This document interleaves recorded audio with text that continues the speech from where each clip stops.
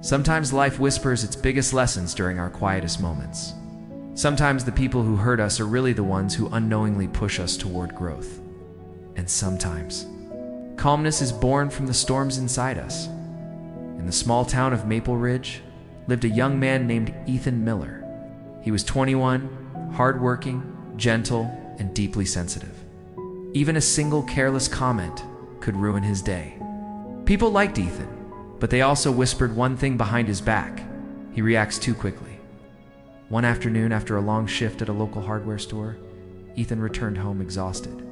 As soon as he walked in, his older cousin Brandon smirked and said loudly, "Look at Ethan, always slow, always confused. Think he'll ever achieve anything big?" Everyone chuckled. Ethan didn't. His chest tightened. His face grew warm. His thoughts started spiraling. Why does he always belittle me? Why do I let his words control me? Unable to hold back the sting in his eyes, Ethan simply walked out the front door. He moved down Maple Street, past the cafe and the library, hiding the tears collecting in his vision. He hated that he got hurt so easily. He hated that he reacted even when he didn't want to.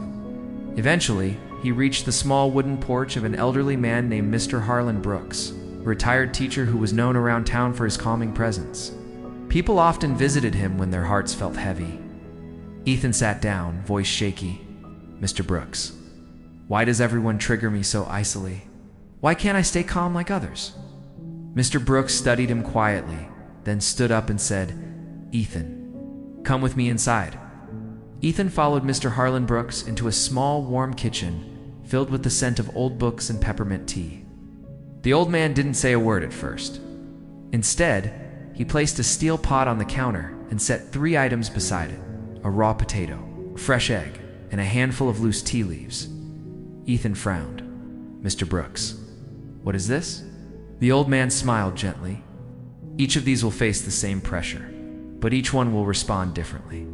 Humans are exactly the same." He filled the pot with water and set it on the stove. As the water began to boil, he placed all 3 items inside. Minutes passed. The steam rose. The room filled with a soft hiss. Mr. Brooks finally turned off the stove and lifted the items onto the table. "Touch the potato," said Ethan, pressed softly. It was mushy. "It became weak," he whispered.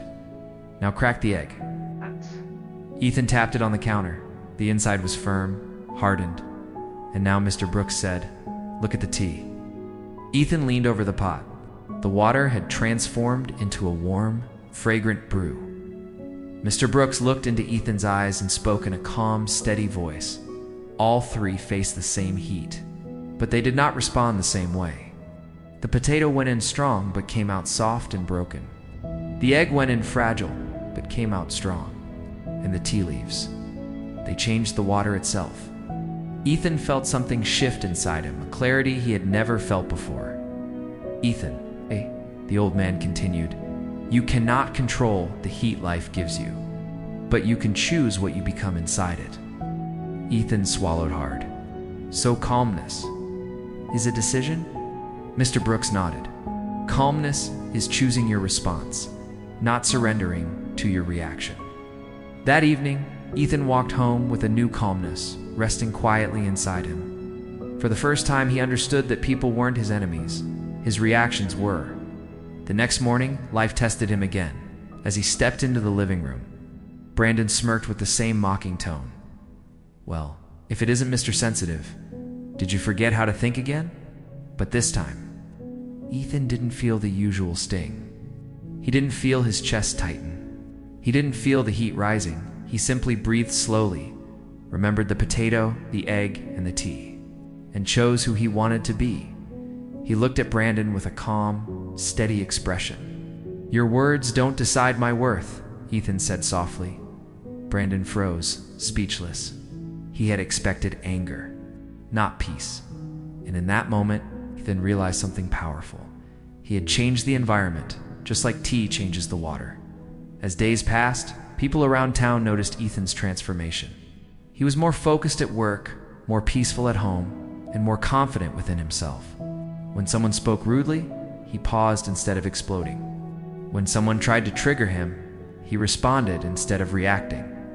Eventually, Ethan returned to Mr. Brooks's porch. The old man was reading a newspaper when Ethan approached and said quietly, "You were right. Calmness isn't the absence of heat. It's the power to choose who we become inside it." Mr. Brooks smiled proudly. "My boy, the person who learns to stay calm becomes a person life cannot defeat." And at that moment, Ethan finally felt free, truly free. Some lessons aren't found in books. They're hidden in moments, just like this one. Carry this thought with you.